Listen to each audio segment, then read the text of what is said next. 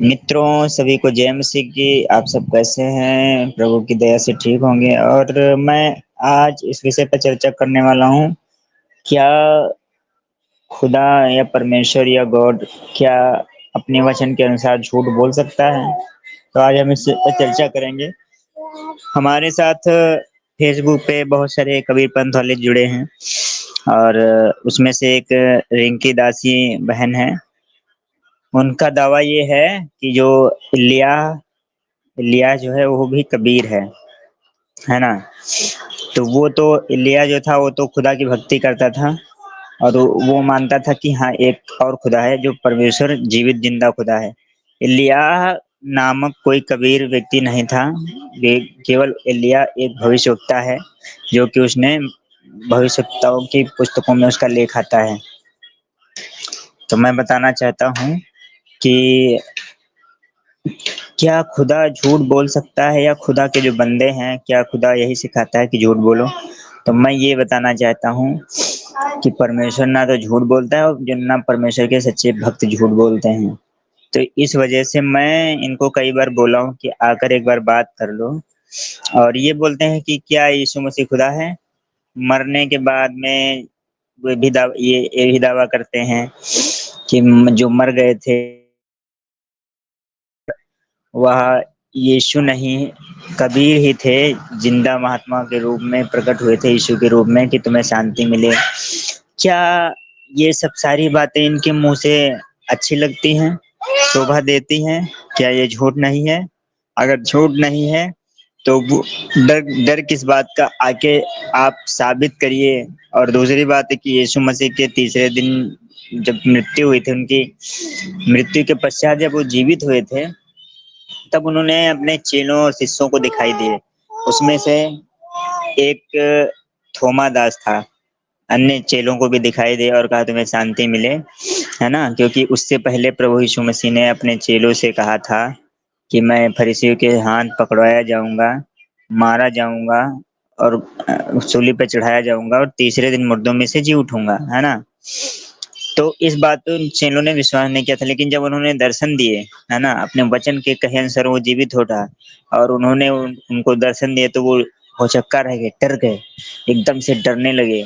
मतलब ये भूत है या मैं सच है या क्या देख रहा हूँ। तब उन्होंने कहा कि तुम्हें शांति मिले, मैं वही हूँ, है ना। वहां पे उस समय थोमा दास नहीं था।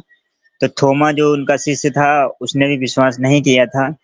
लेकिन जब वो बात ही कर रहे थे कि जब तक मैं प्रभु के अपने हाथों से छू कर न देख लूं, उनके पंजों में जिसमें किले गड़ी थी, हाँ उंगली डाल के ना देख लूं, तब तक मैं विश्वास नहीं करूंगा।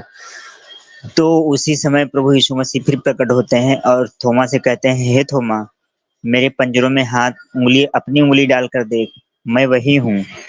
तो मैं वही हूँ का मतलब है जो पुराने नियम में परमेश्वर जो कहता है मैं वही हूँ, मैं ही हूँ, हैं। तो इस बात का वर्णन करता है कि वो खुदा है। और दूसरी बात ये है कि जब ये बात आती है कि मैं वही हूँ, कौन? यीशु मसीह। जब यीशु मसीह इस बात का जिक्र करते हैं कि मैं वही हूँ, कौन? यीशु मसीह। तो इस बात से साबित होता है कि वो स्वयं यीशु मसीह ही थे, ना कि कबीर थे। और ये कभी साबित भी नहीं कर सकते और ना कर पाएंगे, क्योंकि झूठ का एक झूठ की एक हद होती है। झूठ बोलना अच्छी बात नहीं है। तो इसलिए अगर कोई भाई बात करना चाहता है, बहन बात करना चाहती है, तो आके हमसे बात करें और उस चीज को प्रूफ करें, तब हम उस चीज पर निर्णय लेंगे। हम ऐसे किसी को नहीं कह सकते हैं, क्योंकि हमने भी बाइबल अच्छे तरीके से पढ़ रखी है और मैंने भी ज्ञान ले रखा है। और ऐसा नहीं है कि मुझे पता नहीं, मुझे सब कुछ पता है। सब कुछ पता मतलब ये नहीं है कि मतलब हाँ मैं सब कुछ जानता हूँ। मैं जितना जानता हूँ प्रभु यीशु मसीह के बारे में, है ना, उतना काफी है।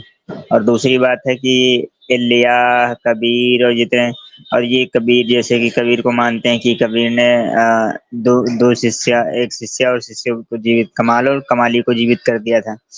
तो वैसे तो एलिया ही एक भविष्यवक्ता था, उसने भी एक मरी हुई लड़की को जीवित कर दिया था। तो क्या हम उसको खुदा मान लें? वो नहीं खुदा हो सकता, क्योंकि वो भी उस खुदा की भक्ति करता था।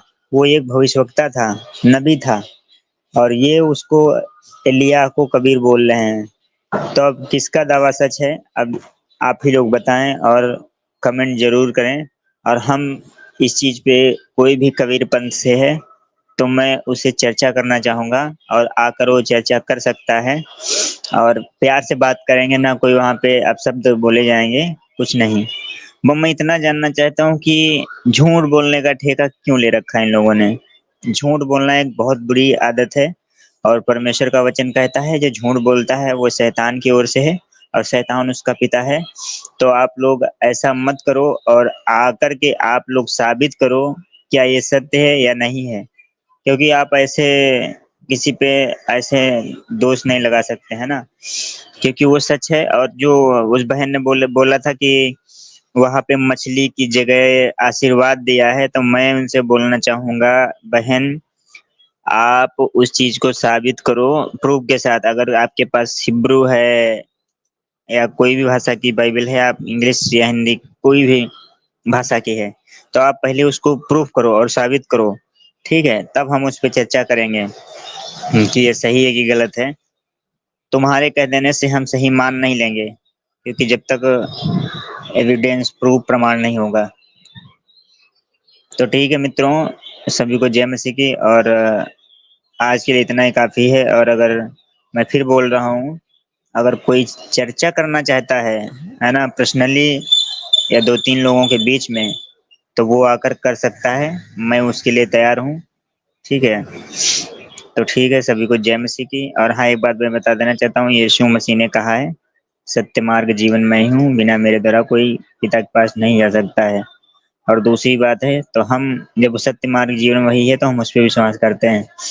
और मृत्यु के 3 दिन पश्चात के बाद जब प्रभु यीशु मसीह का जब स्वर्गारोहण हुआ, तो वहां पे कबीर नहीं थे, है ना?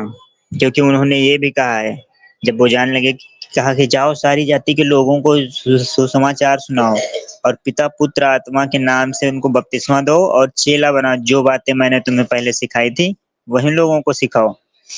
तो आप लोग भ्रमित न हो, और ऐसे लोगों का हम खुलासा करते रहेंगे। तो सभी सभी को जय मसीह की। आप सबको प्रभु आशीष दे। God bless you.